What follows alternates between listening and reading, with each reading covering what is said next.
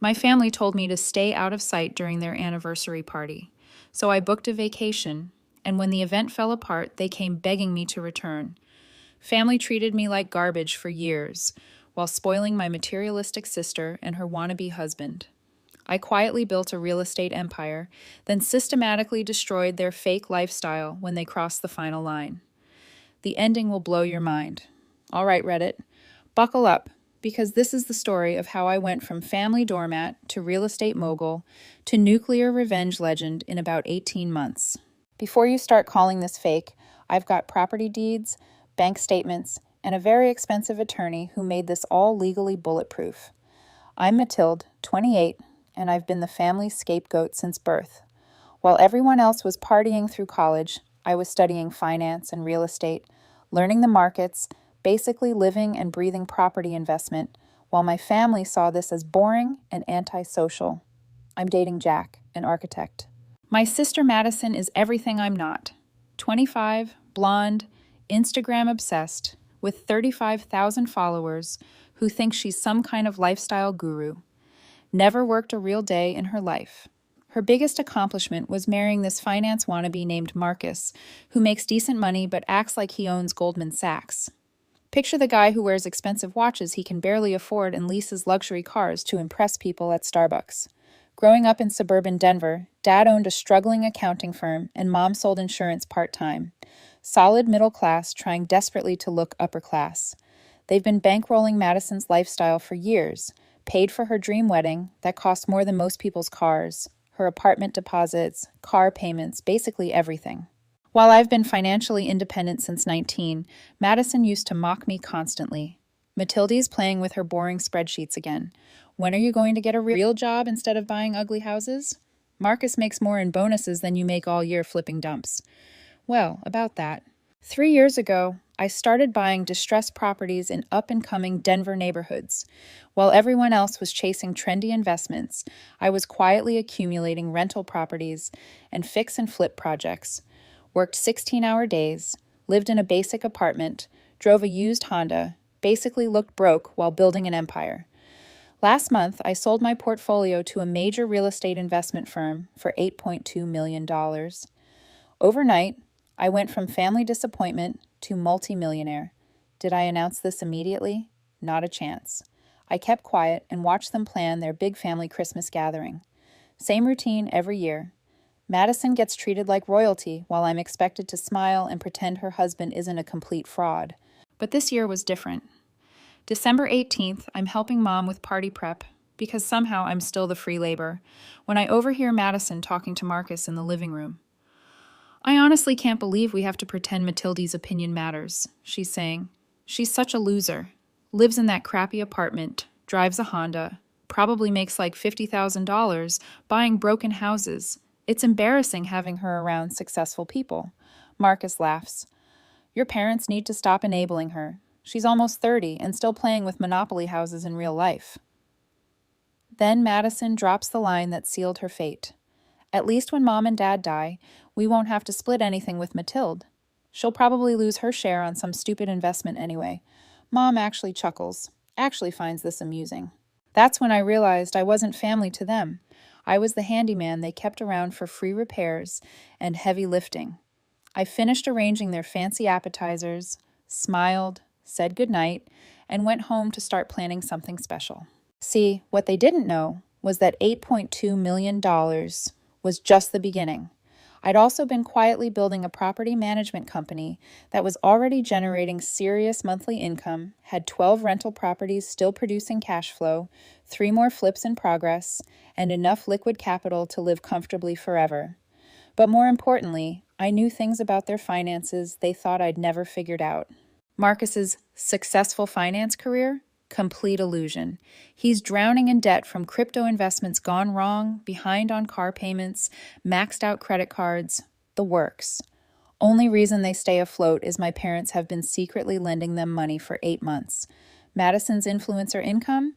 Maybe $600 a month promoting random products to her fake followers. The rest of their lifestyle comes from family handouts and credit cards. My parents, Dad's accounting firm is dying. Mom hasn't sold a policy in months, and they're about 6 months from losing their house. But they're too proud to admit the golden children they've been supporting are bleeding them dry. The same house where I'd been doing free maintenance, handling their finances, fixing everything that broke because Matilde's good with practical stuff. Time to show them exactly how practical I could be. Chapter 1: Information Gathering. Christmas Eve arrives, and I show up with expensive appetizers and my usual quiet demeanor. Same clothes as always. Khakis, polo shirt, nothing flashy. Let them keep thinking I'm struggling with my little house projects. The guest list is their typical crowd of suburban social climbers trying to out-impress each other. Madison's holding court by the fireplace, showing off her new designer purse that my parents definitely financed, while Marcus explains his investment strategies to anyone unfortunate enough to listen. I'm helping Dad set up chairs when Marcus starts his performance. Yeah, I just moved another $20,000 into this emerging market fund, he announces to the room. You've got to think long term. Build generational wealth, you know. Madison giggles and touches his arm. Marcus is always thinking ahead. That's why he's so successful. I nearly choke on my water. This guy hasn't made a profitable investment in 2 years, but I play along perfectly. Ask questions. Act impressed. Let him explain basic financial concepts like I'm clueless.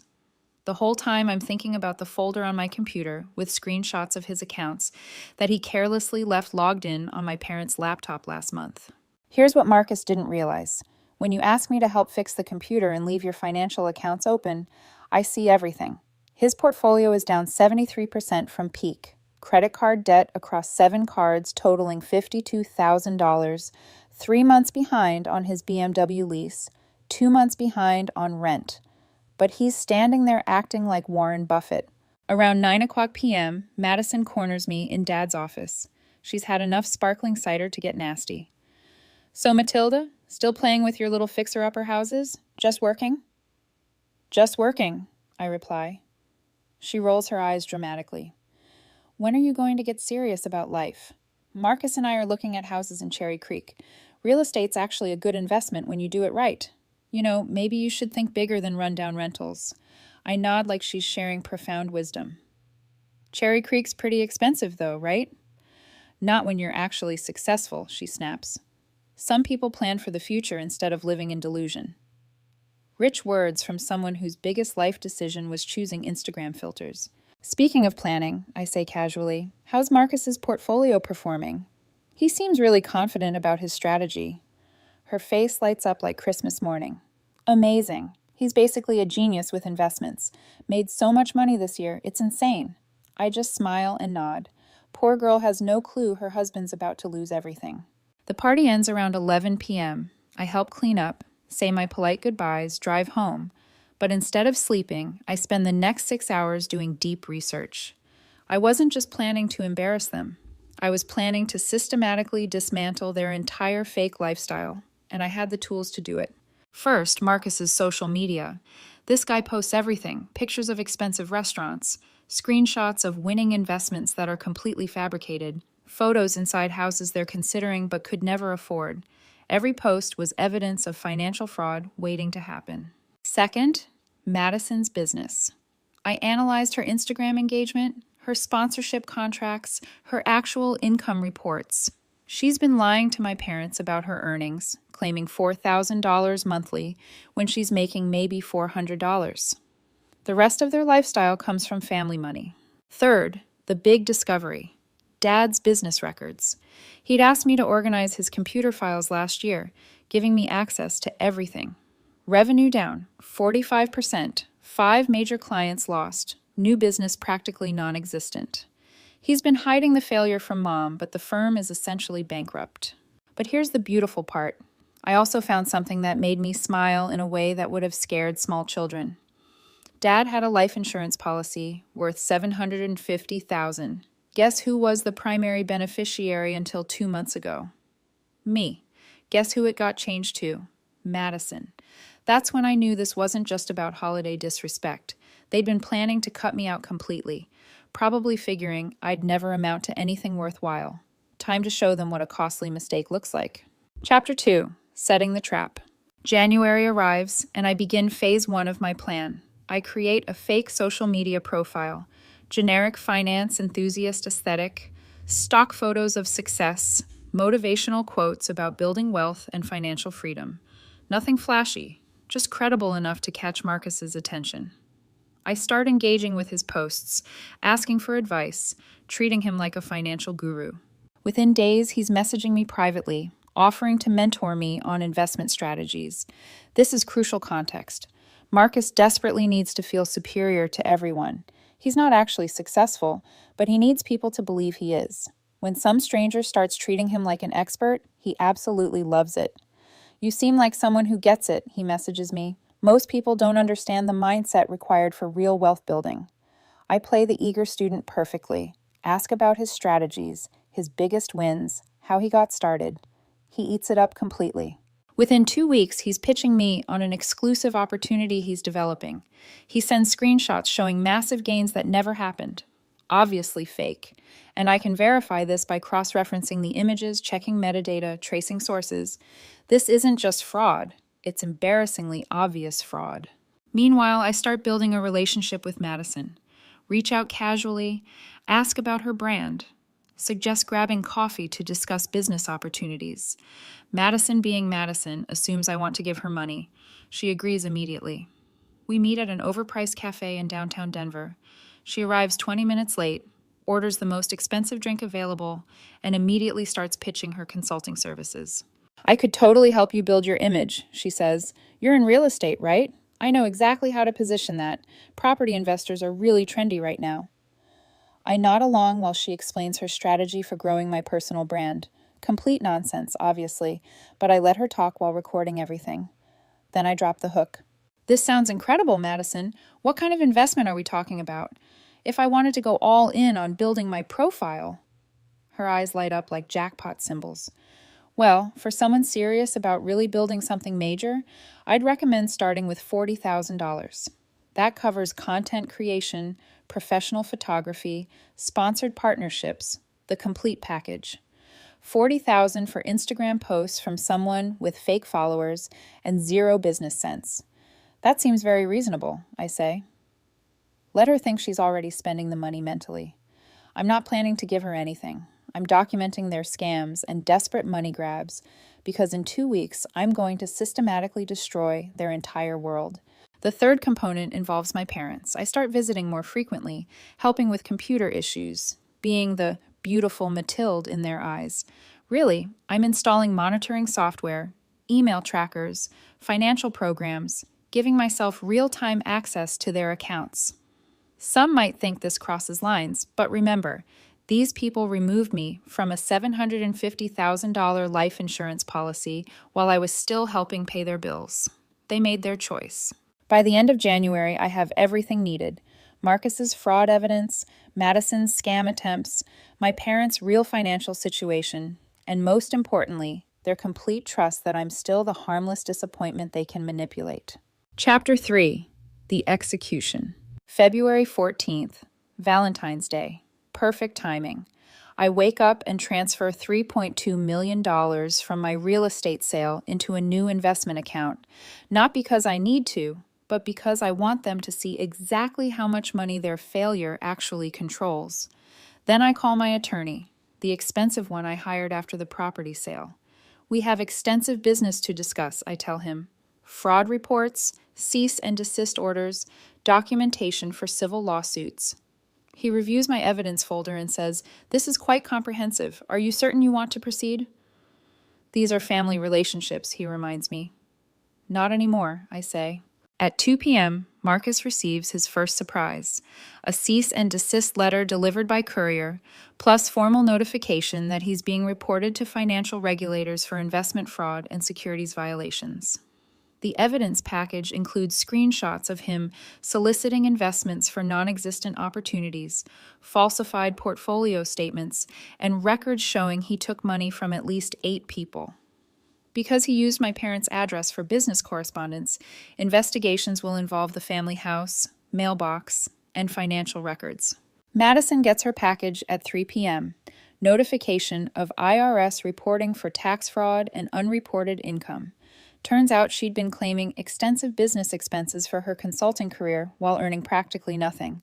fake business trips, phantom equipment purchases, professional services never used. Included are detailed breakdowns of every lie she told my parents, with bank records exposing reality. At 4 p.m., my parents received their surprise.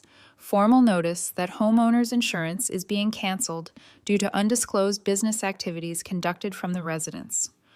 When Marcus used their address for his investment scheme, he technically converted their house into a business location.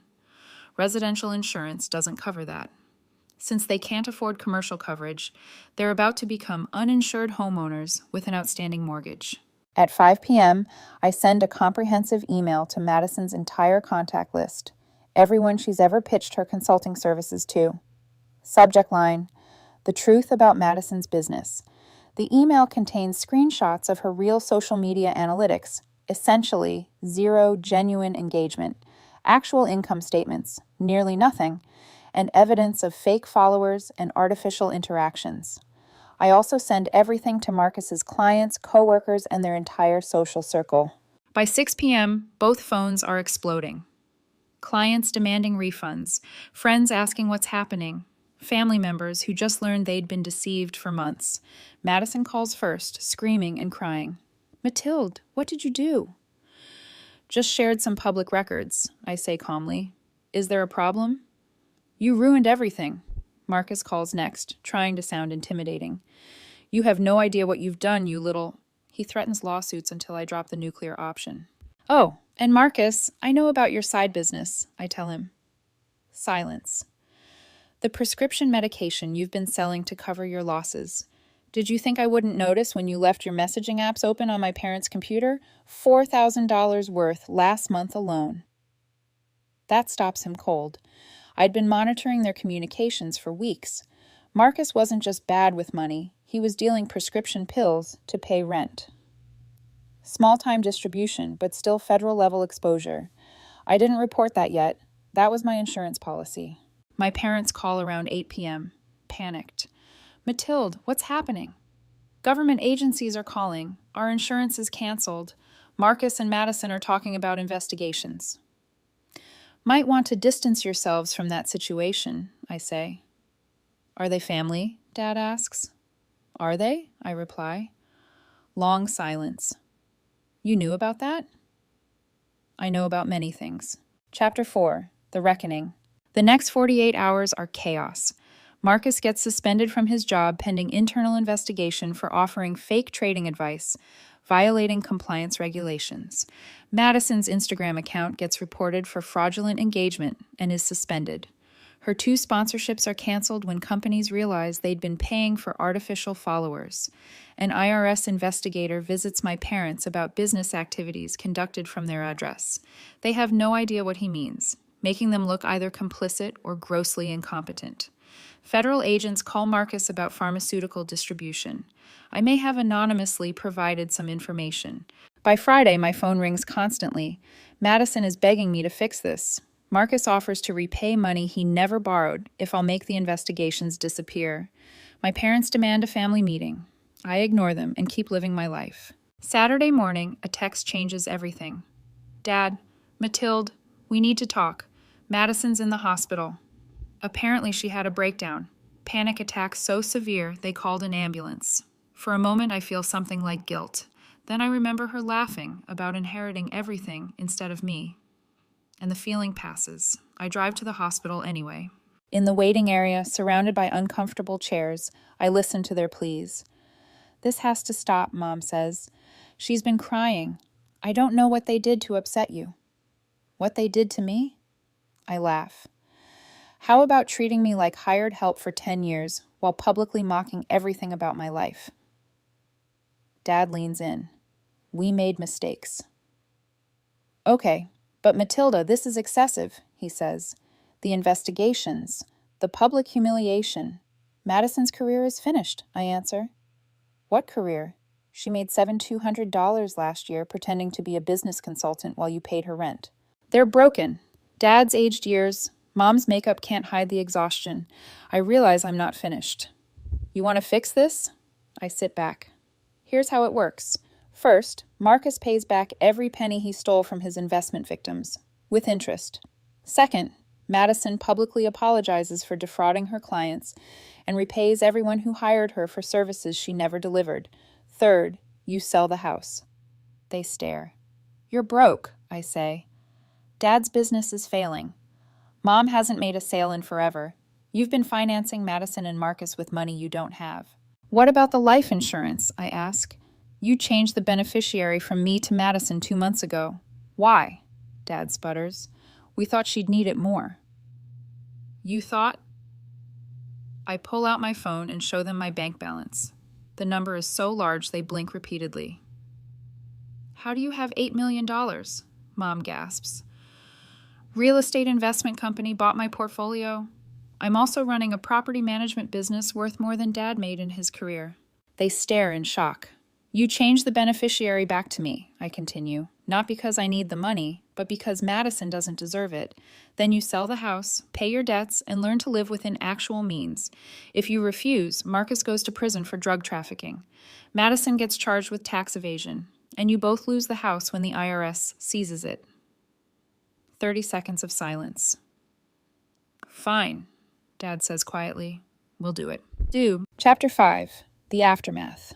2 months later, their fake empire collapses entirely. Marcus is fired, ends up at a used car lot making $32,000 a year. Drug charges are ultimately dropped after he cooperates, but federal fraud investigations still loom. Madison's consulting career is dead. She's working retail and living with our aunt because she can't afford her own place. My parents sold their house and moved into a small apartment. Dad finally admitted his firm was bankrupt and took a job with a large accounting firm. Mom's working reception at an insurance office. Their combined income is about half what they used to pretend. Meanwhile, I'm thriving. My property management company signs a $12 million development contract. I bought a house in the mountains, twice the size of my parents' former place, with views that cost more than Marcus's annual salary. I drive a Tesla because I can, and because it's silent when I arrive at family gatherings. A dinner is arranged months later.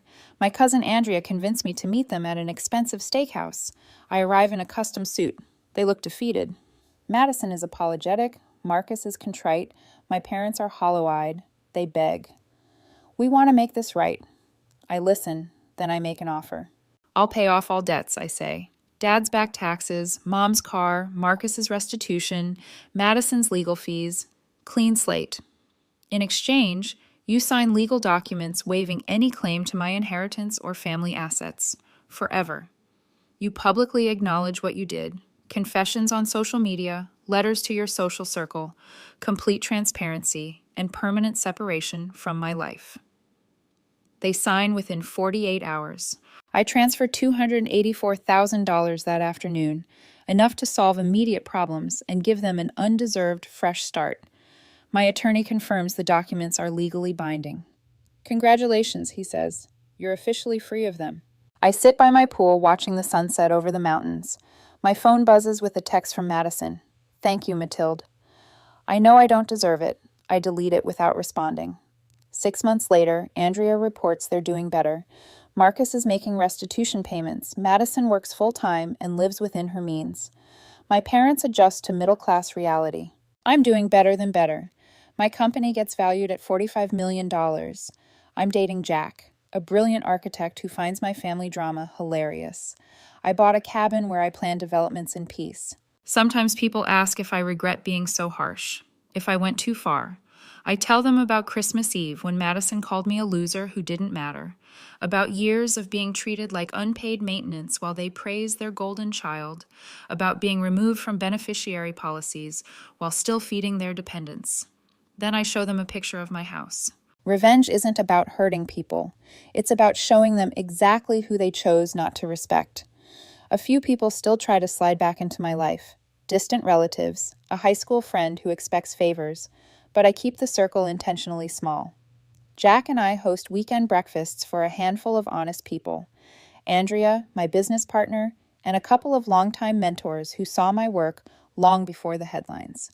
Those breakfasts are loud, messy, and real, exactly the opposite of the polished, performative gatherings my family used to throw.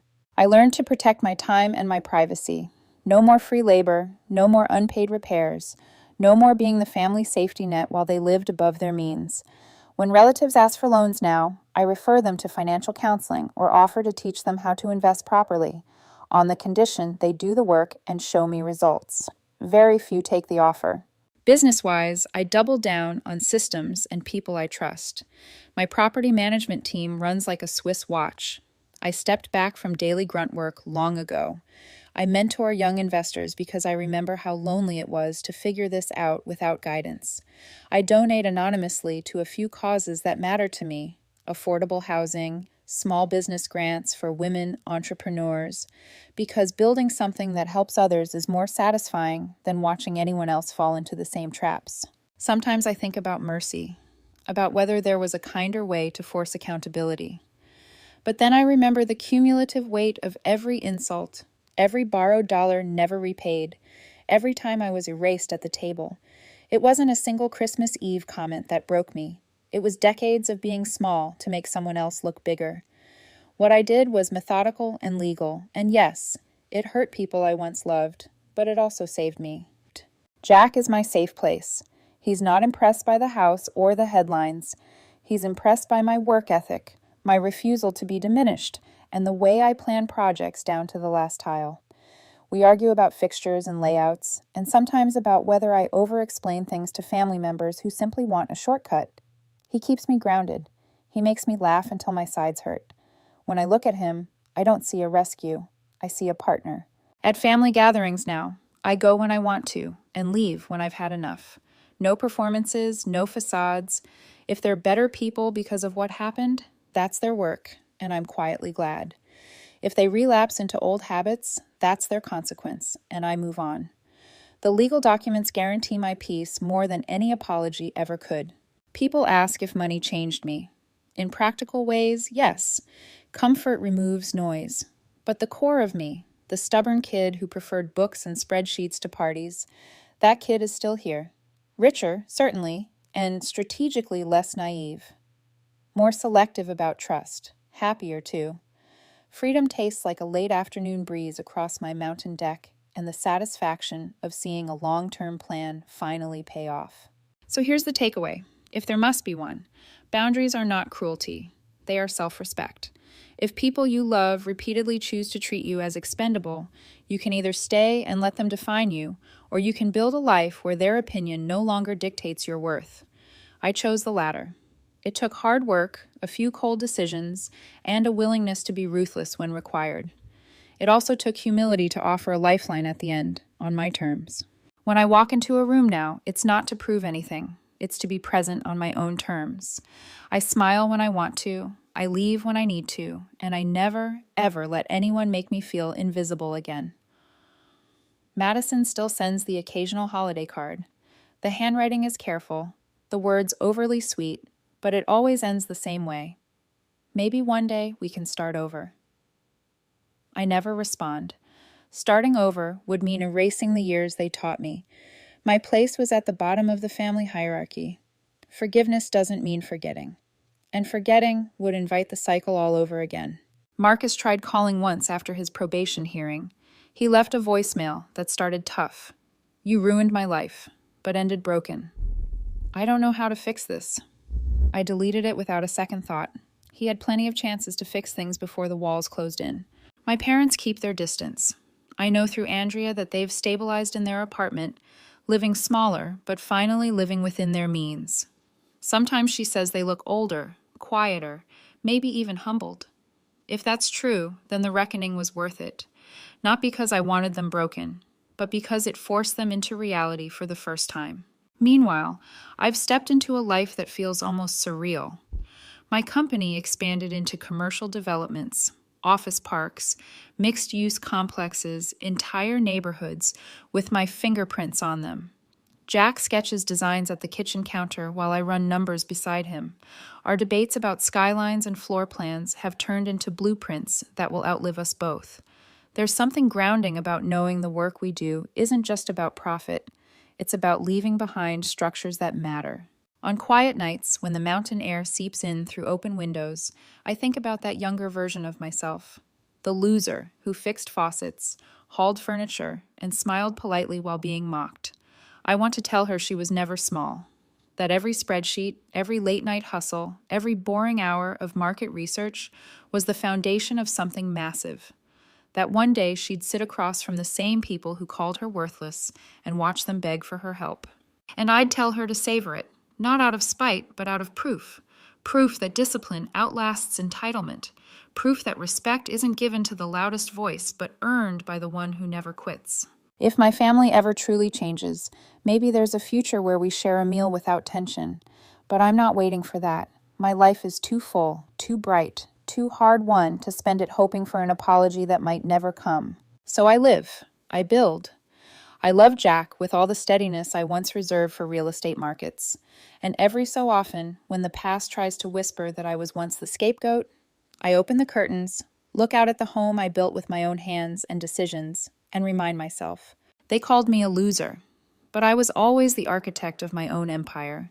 It's been 3 years since the night I walked away from that steakhouse, leaving my family with a bill they couldn't pay and an ultimatum they couldn't ignore. 3 years since I cut the strings that bound me to their chaos. I don't measure my life in revenge anymore. That chapter is over. What I measure now are the mornings I wake up without dread, the projects that carry my name on blueprints across Denver, the laughter that fills my home when Jack burns pancakes on purpose just to see me roll my eyes. Freedom feels different than I imagined. It isn't loud or dramatic. It's quiet. It's the peace of walking into my office and knowing every dollar, every brick, every decision was mine. Not a handout, not a compromise, not stolen credit. It's the stillness of watching snow fall on the mountains from my balcony, knowing no one can take it away. Sometimes strangers online still call the story fake. Too clean, too cinematic. I don't argue. Let them believe what they want. The truth is stranger than fiction anyway, and the truth is mine to keep.